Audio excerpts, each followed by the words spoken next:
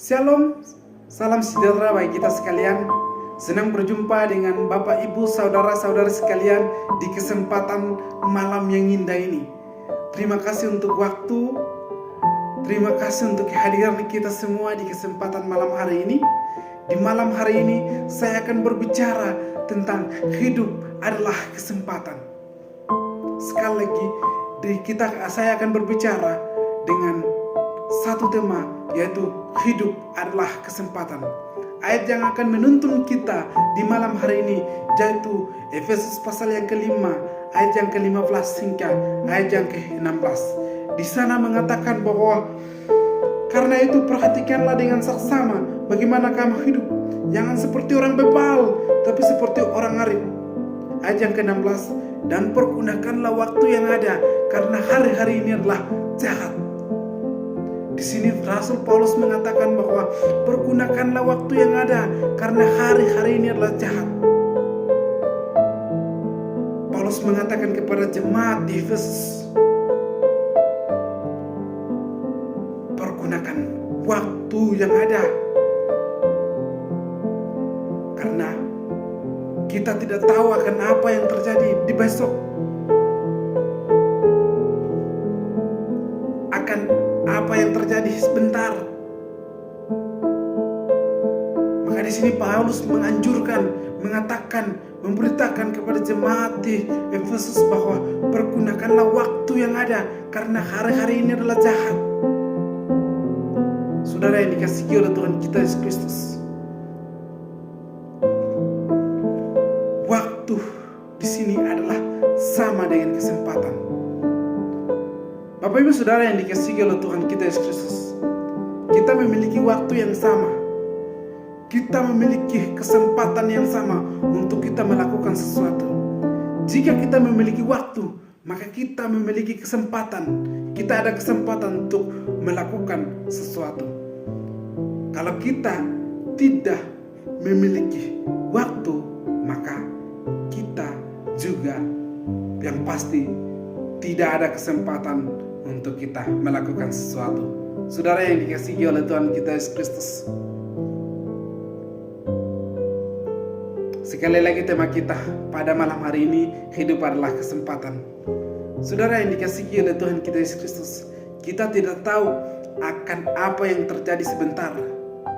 Kita tidak tahu akan apa yang terjadi besok. Kita tidak tahu akan apa yang terjadi lusa. Kita tidak tahu akan apa yang terjadi minggu depan, bulan depan, bahkan tahun depan. Kita tidak tahu. Kita tahu bahwa kapan kita lahir, tanggal berapa, bulan berapa, hari apa, dan kita merayakan itu. Dan kita juga tahu ada momen-momen tertentu di mana kejadian-kejadian yang menenangkan, momen-momen yang terharu, kita masih ingat. Tetapi Bapak Ibu Saudara sekalian, ada yang tahu Bapak Ibu kapan meninggal? Saya percaya tentang kematian kita tidak tahu. Karena kematian ini satu rahasia Tuhan yang kita tidak bisa mengetahui. Yang tahu hanya Tuhan. Saudara yang dikasihi oleh Tuhan kita Yesus Kristus, pertanyaan bagi kita, apa yang kita harus lakukan dalam kesempatan yang ada? Sekali lagi, apa yang harus kita lakukan? Apa yang harus kita buat dalam kesempatan yang ada?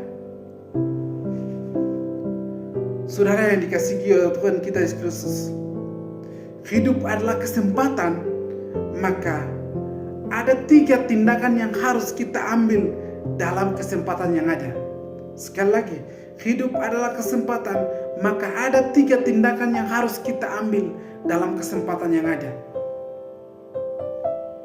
Tindakan yang pertama, yaitu kita harus mengambil tindakan untuk bertobat.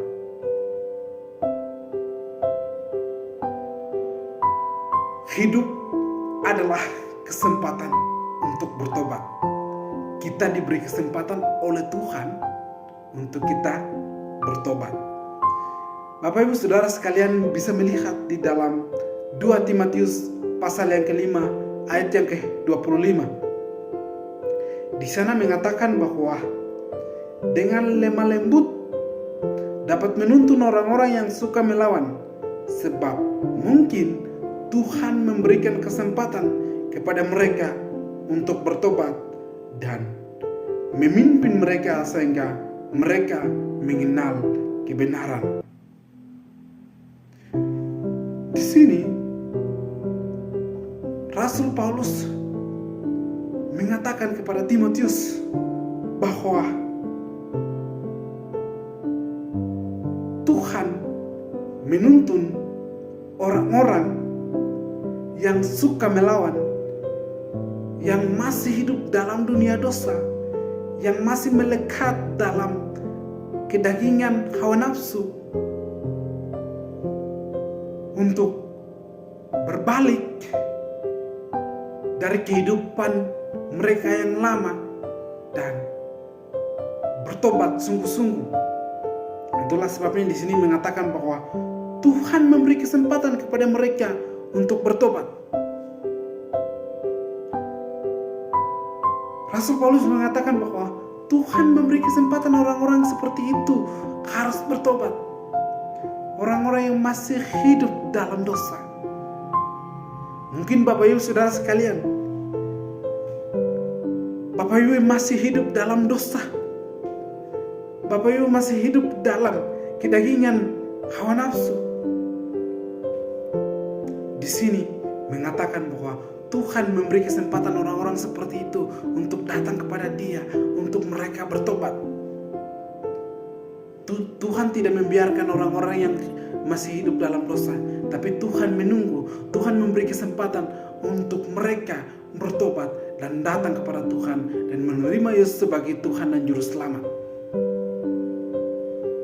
Bapak Ibu Saudara yang dikasihi oleh Tuhan kita Yesus Kristus, kita diberi kesempatan oleh Tuhan untuk meninggalkan kehidupan yang lama dan memiliki kehidupan baru dalam Kristus melalui tindakan pertobatan. Kita tidak mengambil tindakan untuk bertobat, maka kita tidak berkenan di hati Tuhan. Tapi kita mengambil tindakan dalam kesempatan yang ada, lalu kita bertobat, maka kita menjadi orang-orang yang diberkati Tuhan, dan kita menjadi orang-orang yang selalu berkenan di hati Tuhan dan menjadi berkat kepada orang-orang yang ada di sekitar kita. Bapak Ibu Saudara sekalian, kita bisa melihat di dalam Wahyu pasal yang kedua ayat 21, di sana mengatakan bahwa dan aku telah memberikan dia waktu untuk bertobat, tapi ia tidak mau bertobat dari zina. Di sini Yesus berkata, atau Tuhan mengatakan bahwa Tuhan memberi kesempatan kepada orang-orang yang berdusta untuk bertobat, tetapi mereka tidak bertobat. Kita bisa melihat di dalam Lukas pasal yang ke-5 ayat 32. Di sana Yesus mengatakan bahwa aku datang bukan memanggil orang-orang benar, tapi orang-orang berdosa supaya mereka bertobat. Bapak Ibu Saudara yang dikasihi oleh Tuhan kita Yesus Kristus, Yesus datang dari surga untuk orang-orang yang berdosa, supaya orang-orang yang masih hidup dalam dosa mereka bertobat dan menerima Dia sebagai Tuhan dan Juru Selamat. Jadi Bapak Ibu, jangan pernah takut, karena Tuhan kita Yesus, Dia datang ke dalam dunia ini untuk orang-orang yang berdosa, untuk orang-orang yang masih hidup dalam dunia dosa, supaya meninggalkan kehidupan yang lama dan datang kepada Yesus. Yesus kita mati untuk kita orang berdosa. Saya pesan kepada kita semua, Bapak Ibu, jangan terus-menerus hidup dalam dosa, tapi meninggalkan dosa dan memiliki kehidupan baru di dalam Kristus melalui pertobatan. Itu adalah tindakan yang pertama. Tindakan yang kedua, yaitu hidup adalah kesempatan untuk berbuat baik. Saudara yang dikasihi oleh Tuhan kita Yesus Kristus, kita bisa melihat di dalam Galatia pasal yang ke-6 ayat 10. Di sana mengatakan bahwa karena itu selama masih ada kesempatan bagi kita, marilah kita berbuat baik kepada semua orang, terutama kepada kawan-kawan kita seiman. Apa yang dimaksud dengan berbuat baik? Apa yang dimaksud dengan berbuat baik kepada semua orang? Saudara yang dikasihi oleh Tuhan kita Yesus Kristus, pada dasarnya perbuatan baik merupakan suatu bentuk kasih sayang serta kepedulian kepada sesama di lingkungan kita. Jika hal tersebut kita lakukan secara berkala, jika hal tersebut kita terus menerus lakukan, maka orang-orang yang ada di sekitar kita akan memperoleh berkat sendiri melalui kebaikan kita. Saudara yang dikasihi oleh Tuhan kita Yesus Kristus, di sini mengatakan dalam Galatia pasal yang ke-6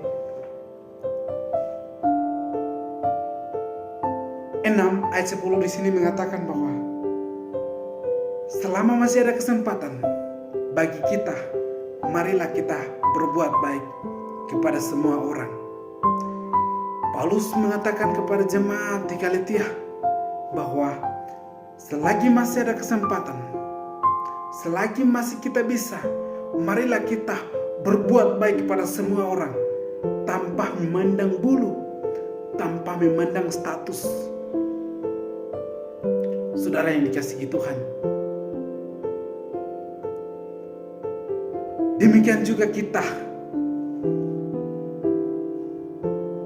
Selagi masih kita hidup, selagi masih kita sehat, selagi masih kita bisa, marilah kita berbuat baik kepada semua orang tanpa memandang bulu, tanpa memandang status, tanpa memandang latar belakang.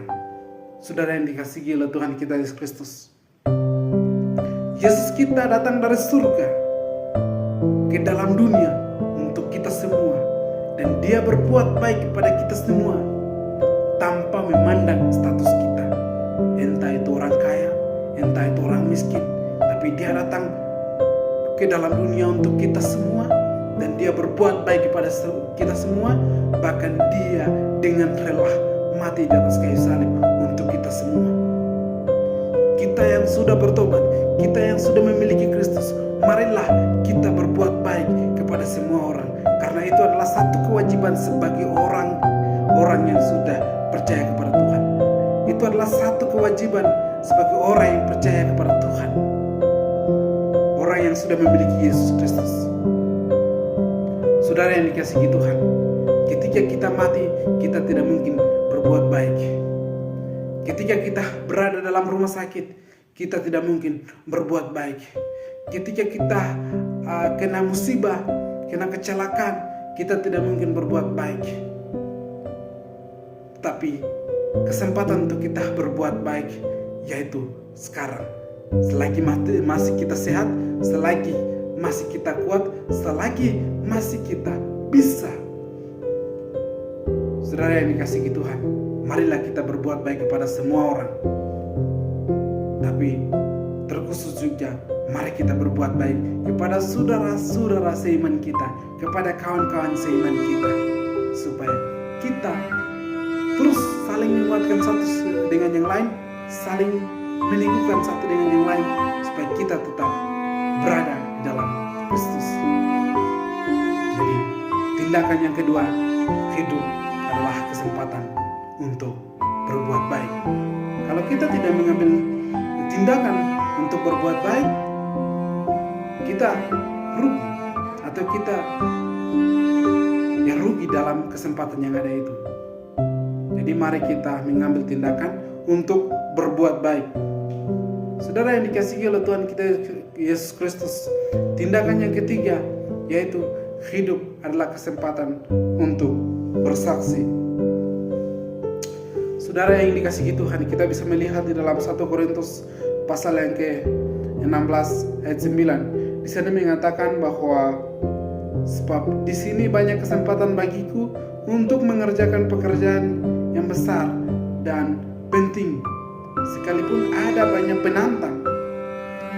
Di sini Rasul Paulus mengatakan bahwa di sini ada banyak kesempatan untuk saya bersaksi, walaupun dalam kehidupan kenyataannya ada banyak penantang-penantang, ada banyak yang menganiaya dia dalam pelayanannya. Tetapi Paulus mengatakan bahwa di sini ada banyak kesempatan untuk saya harus bersaksi tentang Injil, tentang Yesus Kristus. Ya saudara yang dikasihi Tuhan, kita juga memiliki kesempatan yang sama untuk kita harus bersaksi tentang Injil, tentang Yesus Kristus. Karena amanat agung itu ada di kita, ada di kita orang percaya, kita yang sudah bertobat, kita yang sudah menerima Yesus, kita yang sudah mengerti kebenaran. Tugas kita untuk kita harus bersaksi dalam kesempatan yang ada. Jadi saudara yang dikasihi oleh Tuhan kita Yesus Kristus, kita bersaksi bukan untuk diri kita sendiri. Kita bersaksi bukan tentang diri kita sendiri, tapi kita bersaksi tentang Yesus Kristus. Kita bersaksi apa yang Tuhan kerjakan dalam kehidupan kita, supaya melalui kesaksian kita, orang lain mereka memperoleh berkat tersendiri. Melalui kesaksian hidup kita, orang lain mendapatkan berkat, orang lain memperoleh panggilan yang luar biasa oleh Tuhan. Jadi saudara yang dikasihi oleh Tuhan, selagi masih ada kesempatan bagi kita, marilah kita bersaksi tentang Injil, tentang Yesus Kristus. Tujuan kita bersaksi bukan untuk memegahkan diri kita, tapi tujuan kita bersaksi untuk kemuliaan nama Tuhan. Saudara yang dikasihi oleh Tuhan kita Yesus Kristus, saya mengingat satu lagu mengatakan bahwa hidup ini adalah kesempatan untuk melayani Tuhan. Hidup ini adalah kesempatan, hidup ini untuk melayani Tuhan. Jangan sia-siakan waktu yang Tuhan beri. Hidup ini harus jadi berkat. Jangan sia-siakan waktu yang Tuhan beri. Jangan sia-siakan kesempatan yang ada. Manfaatkan kesempatan, dan kita harus menjadi saksi bagi Injil, menjadi saksi bagi Kristus. Karena kita diberi kesempatan oleh Tuhan untuk kita harus menjadi saksi bagi Dia. Saudara yang dikasihi oleh Tuhan kita Yesus Kristus, marilah kita menjadi saksi Injil, marilah kita menjadi saksi Kristus di dalam dunia ini. Dan mari kita memberitakan Injil kepada keluarga kita, kepada orang-orang yang ada di sekitar kita, bahkan kepada dunia ini, supaya dunia yang masih belum bertobat, dunia yang masih belum diselamatkan, melalui kita, melalui kehadiran kita, melalui kesaksian kita, melalui pemberitaan kita, mereka dapat selamat. Saudara yang dikasihi Tuhan, saya mengajak kita semua yang terus-menerus hidup dalam kehidupan yang lama, tapi meninggalkan kehidupan yang lama, dan kita harus menjadi saksi bagi Injil. Sebagai kesimpulan perenungan kita di malam hari ini, Bapak Ibu Saudara yang dikasihi oleh Tuhan kita Yesus Kristus,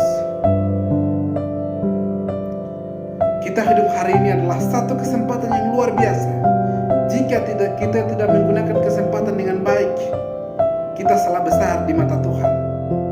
Oleh sebab itu, marilah kita gunakan kesempatan ini untuk kita harus bertobat, untuk kita harus berbuat baik, untuk kita harus bersaksi. 3 tindakan itu, kalau kita tidak mengambil tindakan, maka tidak akan terjadi dalam kehidupan kita. Kita tidak akan melakukan itu, tapi kita mengambil tindakan dalam kesempatan yang ada, maka kita orang yang diberkati oleh Tuhan dimanapun, kapanpun kita berada. Biarlah firman Tuhan ini memberkati kita sekalian, mengingatkan kita dan menegur kita supaya kita meninggalkan kehidupan yang lama dan kita harus bertobat dan menerima Yesus sebagai Tuhan dan Juru Selamat secara pribadi kita, dan kita juga berbuat baik kepada semua orang, dan kita juga bersaksi tentang Yesus Kristus kepada semua orang yang ada di sekitar kita. Kiranya Tuhan Yesus memberkati. Shalom.